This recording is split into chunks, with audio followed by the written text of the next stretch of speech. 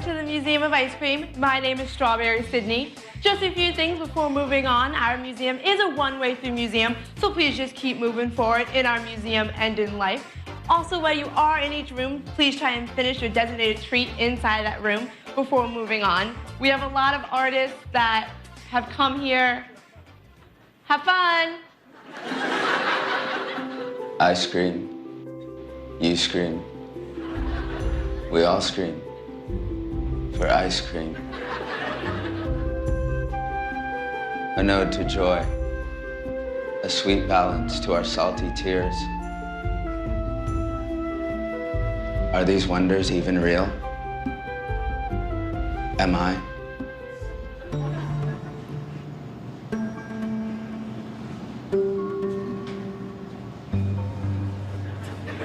Like ice cream? Yeah. You like ice cream? Yeah. It's cool. How do you make an ice cream museum without completely going insane? Where do you draw the line? Is gelato ice cream? What about froyo? It's a double scoop of anarchy. Can I tell you a secret? Yes. I'm here because I'm trying to overcome a personal childhood ice cream trauma. Elliot, look at me.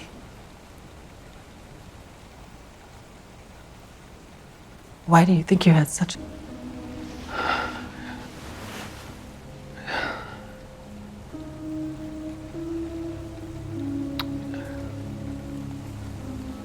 I don't know. I can't. I can't remember. Elliot.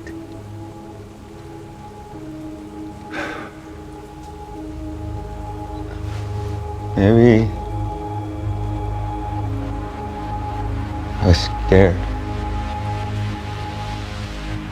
What were you scared of? You heard your father's footsteps.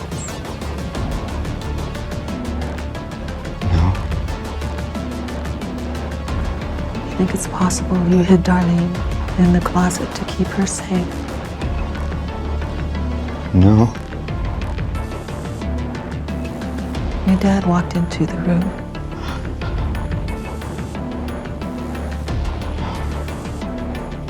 No. You grabbed a bat to defend yourself. No.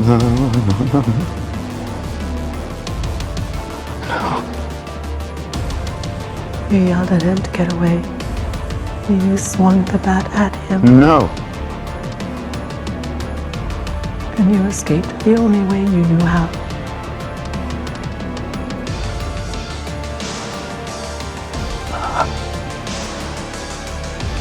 Why were you afraid of your father?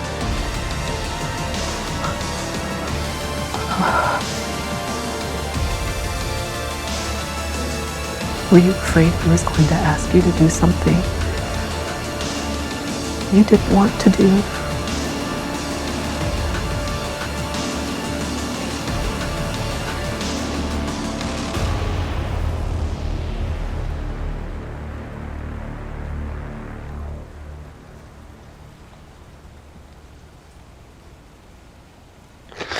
Yes.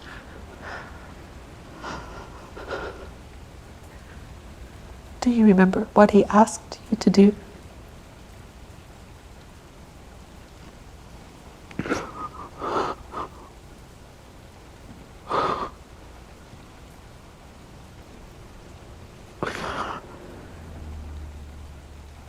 Yes, I remember. Elliot, did your father sexually molest you?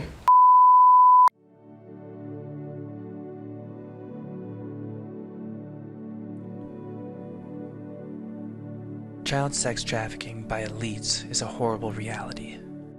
In this video, I outline the case for this claim. Please share with friends so they too can wake up. Begin with Jeffrey Epstein, His circle of friends features some of the most famous people in the world. People like Bill Clinton, Bill Gates, Prince Andrew, and even Donald Trump. Look up the Lolita Express flight log in his black book. Quite a stunning social circle, really. He was arrested twice because he was a pedophile who abused many teen girls.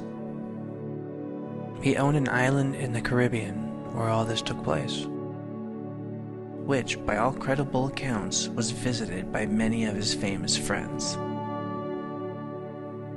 There's courtroom evidence that Epstein's friends sexually abused the teen girls he collected, who as young as 12 were basically sex slaves.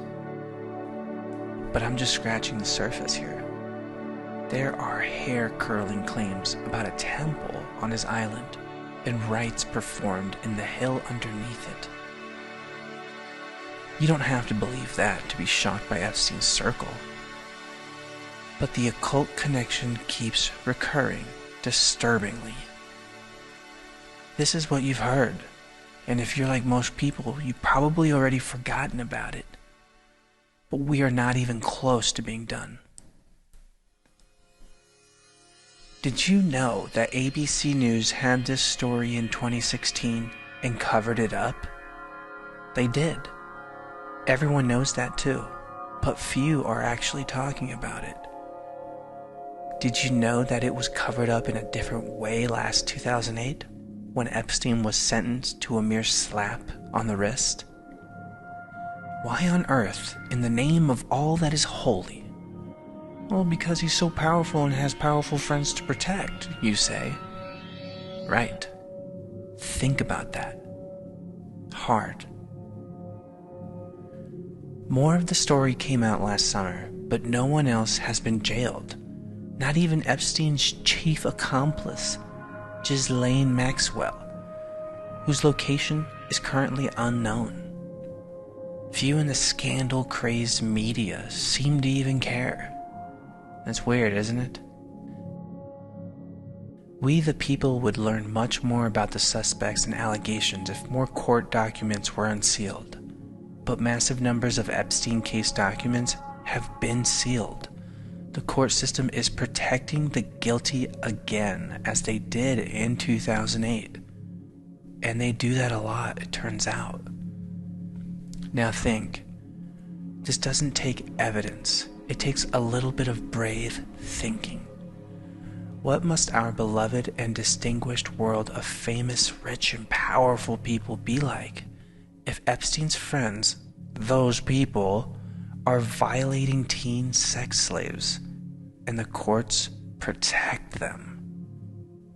It sure sounds like A, many of the beautiful people know about child sex trafficking by elites, B, some participate in it, and C, the media and courts cover it up. But systematically, do they really? Surely not, you say. Sadly, this happens over and over and over. Look these up. The Catholic Church, Pedowood, underage groupies, Jimmy Savile, Rotherham, CPS disappearances, the Kinsey Institute, John of God, Nixium, The Finders, Mark Dutroux, Laura Silsby, and yes, Pizzagate. The Catholic Church has had massive numbers of pedophiles. They never go away. Why not? Why don't the police move in on them? Why has it gone on for generations? And there's evidence it's condoned. Yes, condoned and organized within the church.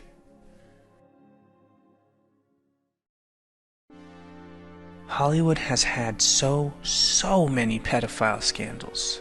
It's nauseating. Look into the digital entertainment network. Actually, watch the documentary. Roman Polanski and Dan Schneider. Testimony by Corey Feldman, Bella Thorne, Isaac Kappy, Macaulay Culkin, Elijah Wood, and more. It's real. Let's take a break from the list to think about an important question. How can these people get away with their crimes? Why can they still hide? Because indeed most of the perps are walking free. Both the police and the courts must be paid off, or part of the networks. The music world is full of underage groupies. If people used to excuse this, what were they thinking? Look at David Bowie, Michael Jackson, R. Kelly, Jimmy Page, Steven Tyler, etc. Pedophiles. Think this has stopped? What makes it possible? It's a crime, right? The case of Jimmy Savile, a famous British comedian, is stunning because he was knighted by the Queen long after rumors began that he systematically raped kids in hospitals and supplied children to others. Close friend of the royals. Think they didn't know? Prince Andrew? Yes, this is heavy, but look, it happens all over the world, repeatedly in high society. We just never put it all together. The media is largely silent. This is surely why NAMBLA and pedophilia have had famous defenders, like poet Allen Ginsberg and some psychologists. Why on earth did the authorities allow systematic, horrific abuse of children to go on in Rotherham and other places, such as many schools and churches and hospitals? Look it up. They let it happen. Systematically. Deliberately. This is not a joke. It's real. And did you know that children have gone missing, thousands of them, from the Child Protective Services foster care system? And no, they're not all runaways. Some are purchased. The point here is that what should be an earth-shattering scandal is ignored. Why? The Kinsey Institute's famous early studies were done by scientists working with, among others, known pedophiles who weren't reported. Kinsey's evidence that babies can have orgasms was based on observations that they cried when abused. John of God basically ran a sex slave camp, masquerading as a spiritual revival of some sort. Oprah visited and was delighted with his ministry. But then, she has her own school for girls in South Africa that had its own child rape scandals. So maybe she didn't care. Are we done with establishment connections with pedophilia? No. And this is real stuff you can look up. You just didn't know. Look up Nixon's sex slave cult, which did involve kids and had connections with heirs Claire Bronfman, Catherine Oxenberg, and Allison Mack. Now, if famous people, the police, and the courts are involved in this sort of thing, as they'd have to be to cover up so much for so long, wouldn't, say, the FBI also be involved? Yep. Look up the finders. It's a fascinating and horrifying story. Of course, elite pedophiles operate all over the world, not just in the English-speaking world. Take, say, Belgium, home of one of their most infamous criminals, Marc Dutroux, who ran an international pedophile ring, apparently for the elite. Look at the case of Laura Silsby. And now I'm afraid we're getting into territory that is not just horrifying, it is also controversial. because Silsby is a Hillary Clinton friend. Her Haitian charity accused of trafficking children. WikiLeaks is famous partly because of the Clinton-Silsby connection, but also because multiple leaked emails are filled with bizarre phraseology that makes sense if they were organizing child sex abuse.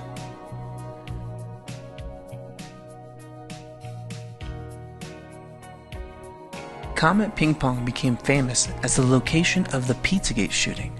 Thing is, he took one shot and it hit the disk drive of Clinton friend, Democratic operative James Alefantis. Instagram posts associated with restaurant personnel were disturbing. The plethora of elite child sex abuse makes political operatives more conceivable, doesn't it? I started taking that stuff more seriously after I learned about Epstein and the rabbit hole. Look up Denny Hastert and another Clinton associate, Anthony Weiner. Some think this is all some big, crazy conspiracy theory. Well, let's talk about that. Let's discuss how to think about the conspiracy of elite child rapist. Some say conspiracy theory, the phrase, is itself deeply misleading, a psyop invented by the CIA. But look, there are bona fide crazy people with bona fide crazy theories, right? Let me tell you something. There are sources for everything in this film. Epstein and pals, Pedowood cases, Jimmy Savile, the Catholic Church, all the other crazy sounding cases. They sound crazy because the basic reality is horrific. But you can look up everyone. They're all facts. Putting them together alongside each other, also not crazy. But when I put them together, what conclusions do I draw? I'll be honest, nothing definite, and many clues suggest we need to keep digging. Both parts are important. I know that's not the confident answer many wanted to hear, but this is important, so let me explain why. As a philosopher, I deeply studied theories of knowledge, evidence, and justification. My methodological principles have not changed. I'm not impressed by inconclusive evidence. Neither are many decent people. They are put off by unjustified judgments of others. And we are talking about horrific crime and justice here. The stakes are high. It is as important as anything that we be quite sure of our conclusions, so justice is done. I and most people care a lot about that and don't want to play fast and loose with reputations.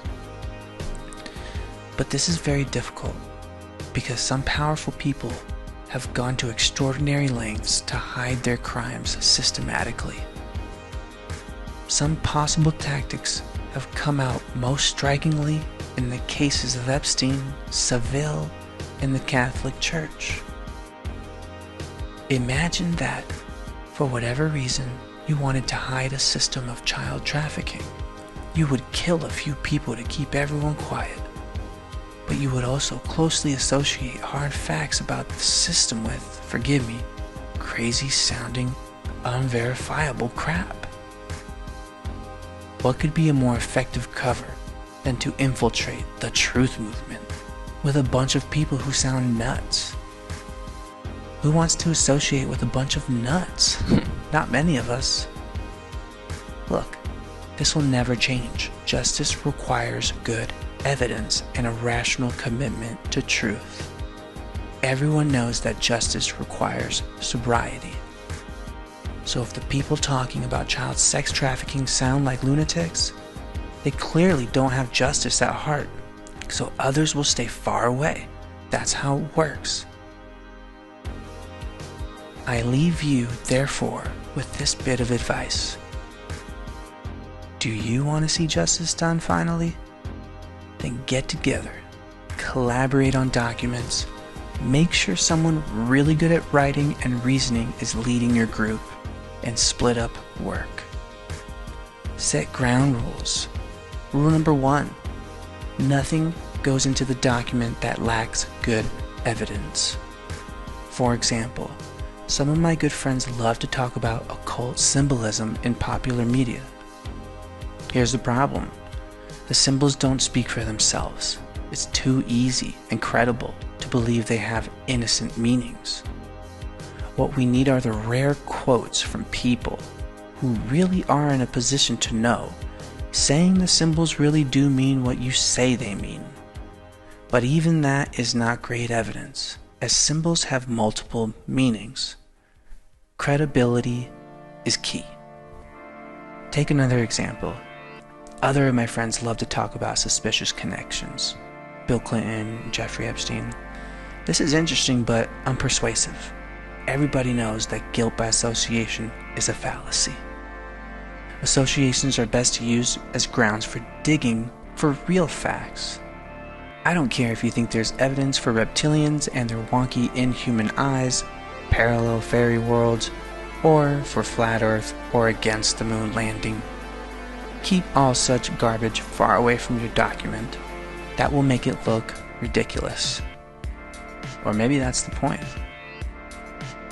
Some people think child sex trafficking is associated with Satanism, that evil elites are taking a youth-enhancing drug called adrenochrome, made from terrified children. If you must get into that, for God's sake, go very, very slowly, and do not lower standards of evidence. Something I haven't mentioned yet is QAnon. What's my take? I don't know. I'm not a spy or a decoder. If you can mine that information source for real evidence, more power to you. Telling most people to go straight to the Q drops is pretty obviously a failing strategy. If real evidence is there, organize it so people can understand it. Don't do it alone, but with sober, smart people who are good writers and thinkers. Sorry, but that's the only way you're going to be able to pill everyone else about the reality of child sex trafficking. You must organize yourselves. Feel free to use this video or the original Twitter thread to do so.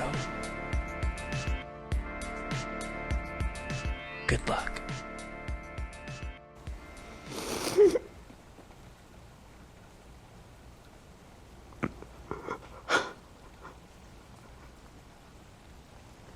Yes.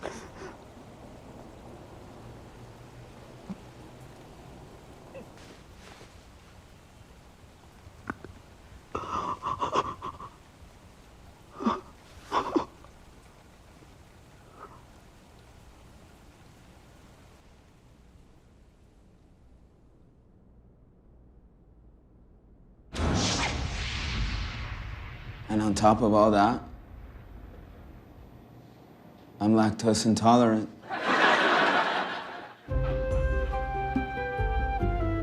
The whole system is rigged. The claw grabs the prize, but who grabs the claw? Do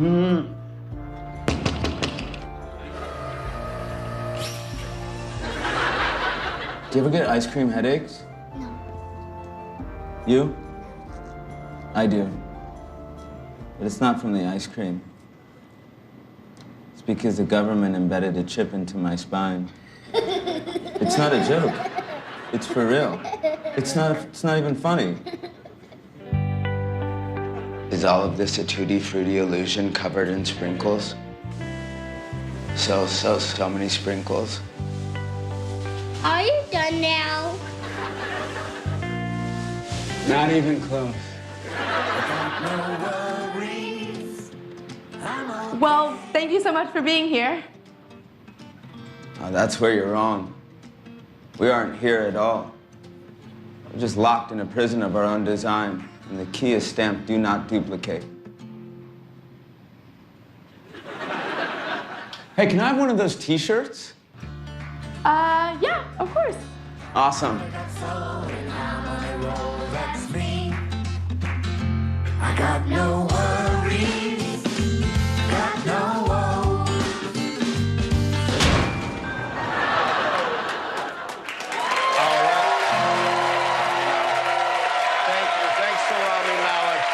and the Museum of Ice Cream.